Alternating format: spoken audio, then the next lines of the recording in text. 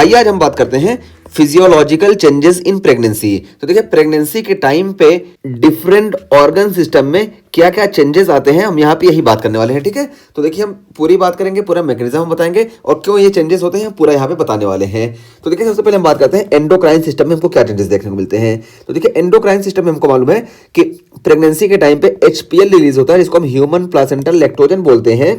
ये human placental lactogen ना, ये बॉडी को इंसुलिन से रेजिस्टेंस करा देता है। तो जब HPL सिक्रेट होता है, इस वजह से बॉडी इंसुलिन रेजिस्टेंस हो जाती है और इंसुलिन का सिक्रेशन इसी वजह से और ज्यादा बढ़ जाता है। ठीक है, क्योंकि इंसुलिन जब रेजिस्टेंस हो जाएगी बॉडी, तो बॉडी को ऐसा लगेगा कि इंसुलिन है नहीं, इस वजह से इंसुलिन का सिक्रेशन बढ़ जाएगा और ये HPL का इंक्रीजमेंट हमको पूरे प्रेगनेंसी में देखने को मिलता है और इसका सिग्निफिकेंट रोल हमको 24 to 28 वीक में देखने को मिलता है। तो हम बताएं कि जब ये HPL इंक्रीज होता है, इस वजह से हमको इंसुलिन रेजिस्टेंस का केस देखने को मिलता है, यानी हमको डायबिटीज लाइक केस देखने को मिलेगा, क्योंकि इंसुलिन काम नहीं कर पाएगी तो डायबिटीज वाला केस देखने को मिलेगा।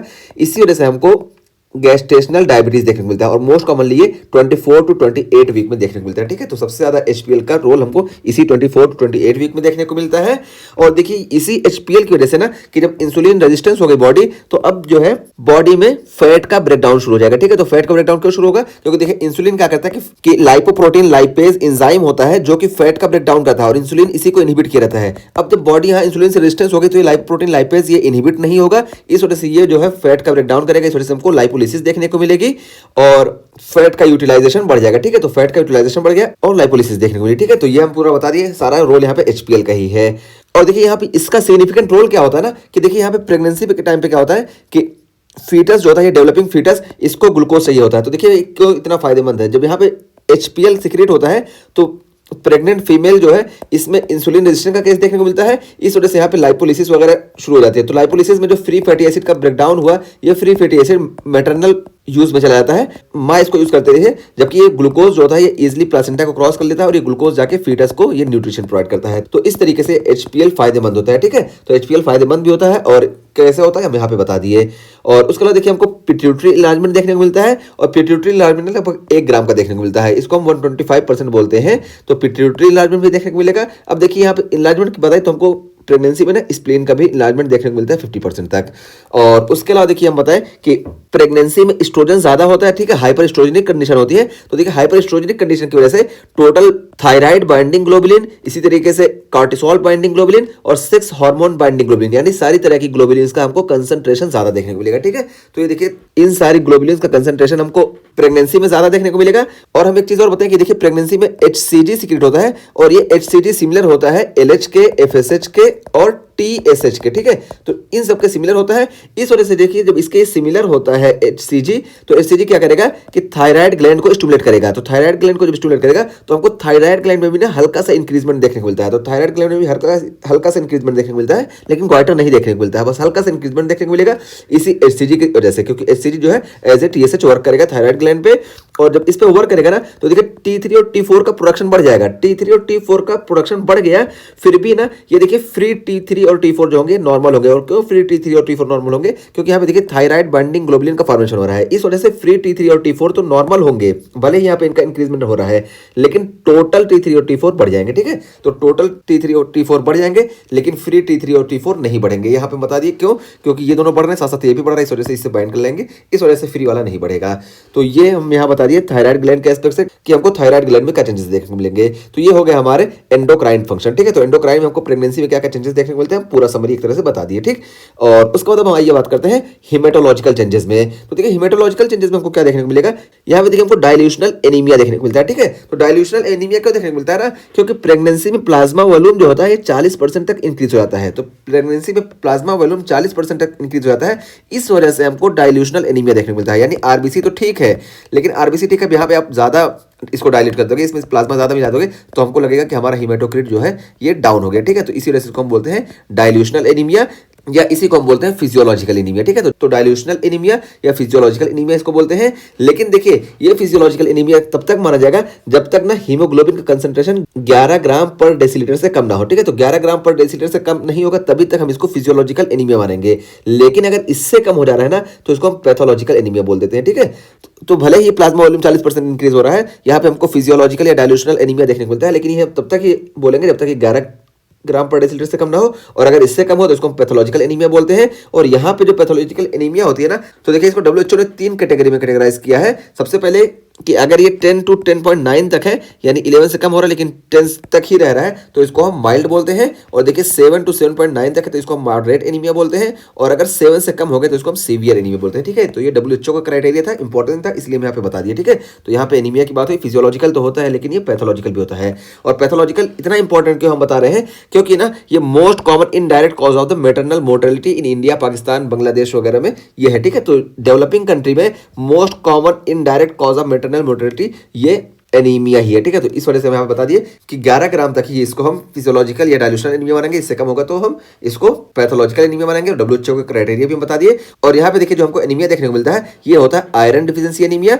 और आयरन डिफिशिएंसी एनीमिया देखिए हमको माइक्रोसिटिक हाइपोक्रेमिक एनीमिया देखने को मिलेगा। ठीक है, तो आयरन डिफिशिएंसी एनीमिया हमको यही देखने को मिलता है। और यहाँ पे हम एक और इंपॉर्टेंट चीज बता दें कि यहाँ पे हम नेस्ट्रॉफ टेस्ट करते हैं ना, और ये नेस्ट्रॉफ टेस्ट निगेटिव होता है। कभी कभी क्या होता है कि हम इस नेस्ट्रॉफ टेस्ट को चेक किए बिना ना, हमको ये लगता है कि प्रेगनेंसी की कंडीशन इस वजह से आयरन डिफिशिएंसी एनीमिया होगा, हम आयरन सप्लीमेंटेशन दे देते हैं। ठीक है, लेकिन ये बहुत ही हार्मफुल हो जाता है। क्यों? क्योंकि ये माइक्रोसिटिक हाइपोक्रोमिक एनीमिया ना, ये थैलेसीमिया की वजह से भी हमको देखने को मिल सकता है। ठीक है, जब थैलेसीमिया की वजह से हमको देखने को मिलेगा तो यहाँ पे भी हमको माइक्रोसिटिक एनीमिया देखने को मिलती है। लेकिन माइक्रोसिटिक एनीमिया जब यहाँ पे होती है और अगर ये थैलेसीमिया की वजह से हो रहा है और यहाँ पे हम आयरन दे देंगे ना, तो ये आयरन टॉक्सिक हो जाता है। ठीक है, तो थैलेसीमिया की वजह से अगर आयरन डिफिशिएंसी एनीमिया हो रही है तो हम आयरन नहीं दे सकते, इसी वजह से हम नेस्ट्रॉफ टेस्ट करते हैं। अगर नेस्ट्रॉफ टेस्ट पॉजिटिव है तो हम समझ जाएंगे कि ये थैलेसीमिया है, बीटा थैलेसीमिया। और अगर नेस्ट्रॉफ टेस्ट निगेटिव हो तो हम जान जाएंगे कि ये आयरन डिफिशिएंसी एनीमिया है और यहाँ पे हम आयरन सप्लीमेंटेशन देंगे। ठीक है, तो अगर नेस्ट्रॉफ टेस्ट निगेटिव तो आयरन सप्लीमेंटेशन देंगे। और मोस्टली यही होता है, रेयरली हमको जो होता है थैलेसीमिया देखने को मिलता है, क्योंकि थैलेसीमिया प्रेगनेंसी में नहीं बल्कि शुरू में ही हमको डायग्नोस हो जाता है। तो थैलेसीमिया का केस नहीं होता है मोस्टली, लेकिन हम चेक कर लेते हैं इसको। और यहाँ पे ये इंपॉर्टेंट है क्योंकि बहुत ही सीवियर कॉम्प्लिकेशन कॉज करता है, इस वजह से यहाँ पे हम ये बता दिए। तो देखिए ये हो गया डाइल्यूशनल एनीमिया के बारे में। और देखिए प्रेगनेंसी हम बताएं कि ये हाइपर कोगुलेबल स्टेट है। ठीक है, तो यहाँ पे हमको प्रेगनेंसी में सारे फैक्टर जितने भी है ना फैक्टर, ये इंक्रीज देखने को मिलते हैं। सिर्फ फैक्टर 11 और फैक्टर 13 जो होता है ना, इसका डिक्रीजमेंट देखने को मिलता है। इसके अलावा जितने भी कोगुलेशन फैक्टर है सारे इंक्रीज होते हैं। ठीक है, तो फैक्टर 11 और फैक्टर 13 ये डिक्रीज होते हैं, ये हमको याद रखना है। और उसके अलावा देखिए इंक्रीज माइक्रो न्यूट्रिएंट रिक्वायरमेंट, तो माइक्रो न्यूट्रिएंट का रिक्वायरमेंट ये प्रेगनेंसी में ज्यादा हो जाता है। ठीक है, इस वजह से प्रेगनेंसी में हम डाइट को भी इंक्रीज कर देते हैं। इसी तरीके से सप्लीमेंटेशन, जैसे iron supplementation, folic acid supplementation, ठीक है, और डिफरेंट विटामिन सप्लीमेंटेशन हम देते हैं। ठीक है, क्योंकि यहाँ पे माइक्रो न्यूट्रिएंट का रिक्वायरमेंट ज्यादा हो जाता है।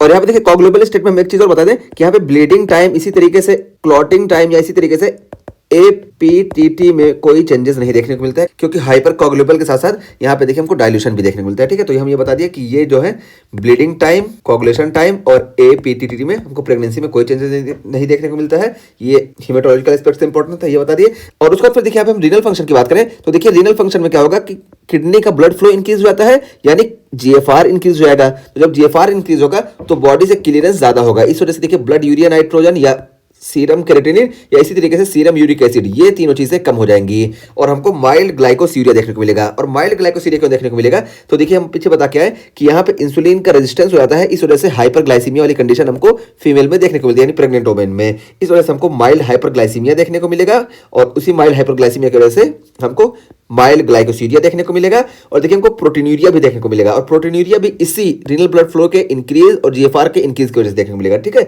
तो प्रोटीनूरिया भी देखने को मिलेगा। और यहाँ पे देखिए प्रोटीनूरिया का एक और मैकेनिज्म क्या है कि यहाँ पे जो ट्यूबुलर एब्जॉर्प्शन होता है हल्की फुल्की प्रोटीन का, ये भी हल्का सा इंपेयर होता है। तो इन सारी वजह से हमको फिजियोलॉजिकल प्रोटीनूरिया देखने को मिलेगा। और उसके अलावा देखिए हमको हाइड्रोनेफ्रोसिस और हाइड्रोयूरेटर देखने को मिलेगा, और ये मोर प्रोमिनेंट होगा राइट साइड में। तो ये मोर प्रोमिनेंट राइट साइड में क्या होगा, देखिए हम बता दें कि देखिए ये यूरेटर जो होता है ना पेल्विक ब्रिम में, देखिए यहाँ पे बिल्कुल इंफीरियर वेना केवा के पास में होता है, और इंफीरियर वेना केवा के कंप्रेस होने का चांस ज्यादा होता है ग्रेविड यूट्रस में। तो ग्रेविड यूट्रस में देखिए राइट साइड ग्रेविड यूट्रस थोड़ा ज्यादा आता है। और राइट साइड आने का एक रीजन और क्या है कि देखिए एओर्टा जो होती है, एओर्टा लेफ्ट साइड में होती है और इंफीरियर वेना केवा ये राइट साइड में होती है। एओर्टा का प्रेशर ज्यादा होता है और इंफीरियर वेना केवा का प्रेशर इसके मुकाबले कम होता है। इस वजह से यूट्रस होता है थोड़ा सा इस तरफ आता है। तो इस वजह से देखिए सबसे पहले इंफीरियर वेना केवा कंप्रेस होने का चांस होता है, और यहाँ पे देखिए पेल्विक ब्रिम पे ही यूरेटर का कंप्रेस होने का चांस होता है। इसी वजह से देखिए हमको सुपाइन हाइपोटेंशन सिंड्रोम भी देखने को मिलता है इसके कंप्रेस होने की वजह से। और यहाँ पे देखिए यूरेटर कंप्रेस होने की वजह से हमको राइट साइड में हाइड्रोयूरेटर और हाइड्रोनेफ्रोसिस देखने को मिलता है। ये देखिए यहाँ पे दिखाया गया, ठीक है, ये देखिए, ठीक। तो ये हाइड्रोयूरेटर और हाइड्रोनेफ्रोसिस हमको राइट साइड में ज्यादा कॉमनली देखने को मिलेगा। तो ये हो गए रीनल चेंजेस। और देखिए किडनी की साइज भी लगभग 1 सेंटीमीटर तक इंक्रीज हो जाती है। तो रीनल चेंजेस की हम बात कर लिए। अब हम बात करते हैं मस्कुलोस्केलेटल सिस्टम की। तो देखिए मस्कुलोस्केलेटल सिस्टम में क्या है कि यहाँ पे हमको लॉर्डोसिस देखने को मिलेगी और साथ साथ हमको जॉइंट लेग्जिटी देखने को मिलेगी। ठीक है, तो जॉइंट की हमको लेग्जिटी देखने को मिलेगी और लॉर्डोसिस, ये मस्कुलोस्केलेटल सिस्टम में चेंजेस देखने को मिलेंगे। और उसके बाद फिर आइए हम बात करते हैं अब रेस्पिरेटरी सिस्टम में।